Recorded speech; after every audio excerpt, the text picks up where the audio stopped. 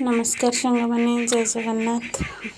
बाबा दयारू समस्ते भलरे थे समस्ते भलरे भी था। आज मु चुली रे माने कड़े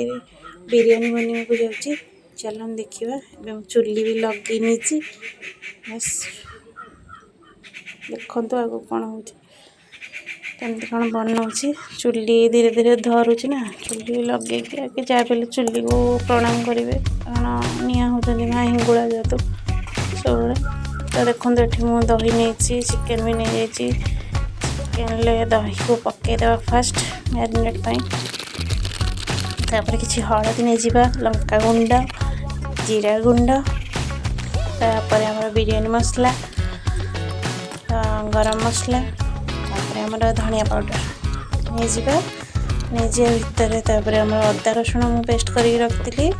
नहीं गोटा कंचा लंका चार्टा नहीं जाम पुदीना पत्र नहीं देखते कड़े गरम हवा छाड़देली एपटे मु लुण पकईदबा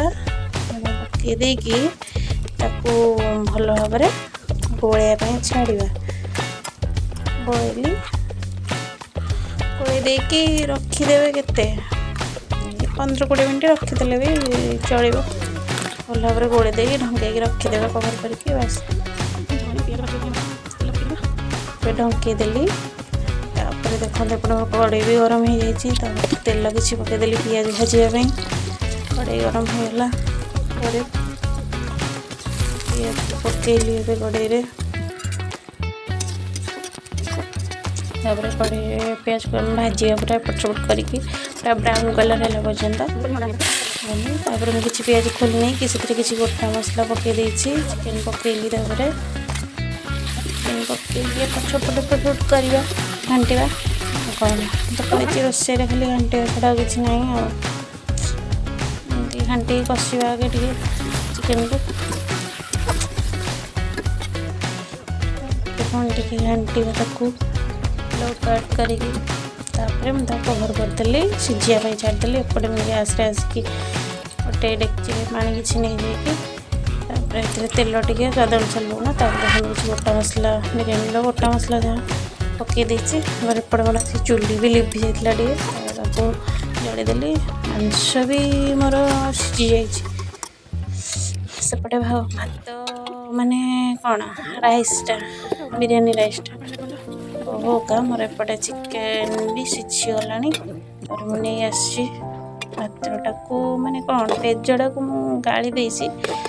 आनी अति सहजरे छाणी भी देखते एपटे मोर चिकेन हो जाता राइसटा को आनिकी देदेली मुझे से गोटे लेयर हिं कर 2-3टा किसी भी नहीं कड़े अति सहज उपाय माने बनई कि आपण मैंने अध घंटे भी खाई पारे बेसी झिनझट ना पिज आमर पकईली हूँ कौन कहली पुदीना पत्र धनिया पत्र तो ना किसी गुआ घी देकी अल्प किसी फूड कलर देकी ढंकईदेली 20 मिनिट चुली रे बसला जाल खोलदेली देखो गोटे कदली पत्र नहीं आसी कदली पत्र खाया कि मजा अलग ये दही तादे काटिक रखी गाजर काकुड़ी पिज कंचा लंका लुण सब पकई बनीगला काटिक भी किसी पिज आनी बिरयानी देखूँ बाढ़ी नहीं कलर भी बहुत भल